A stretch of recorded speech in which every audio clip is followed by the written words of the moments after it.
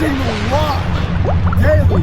Today in news, it's been announced that a concert is going to happen in Vermont to support the cannabis businesses that are affected by the major floods. A lot of the businesses suffered damages due to the floods. The problem is the federal government is not making funds available to help those companies affected because cannabis is federally illegal, and so they're not going to give them any help at all, even though they tax them and they receive a lot of tax money from cannabis businesses.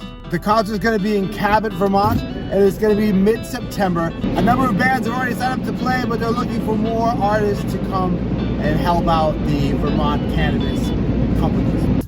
Also in news, a report says that if you don't smoke cannabis, you're twice as likely to get diabetes type 2. This is a study coming out of Iraq where they looked at a bunch of studies on PubMed and different published journals related to cannabis and health. So if you don't like diabetes, you should probably just start smoking some weed. Good news, Connecticut's having a successful rollout of its cannabis program. However, there's some folks in Connecticut suing the state. Some of the folks there are pointing out that while cannabis is available and legal for sale in the state, it's federally illegal. So anyone who is participating makes themselves a felon straight away.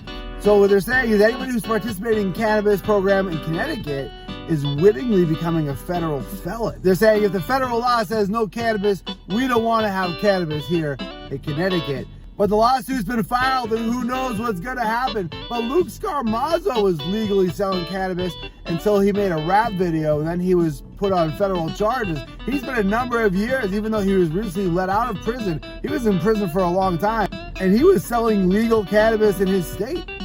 In any event, the fact that the federal government taxes cannabis businesses but doesn't allow them to participate in any programs or banking and doesn't allow them to take deductions on their tax returns, it's just completely egregious. But the federal government certainly does not take into account the interests of the American people with its anti-cannabis laws. Thank you for watching The Wash Daily.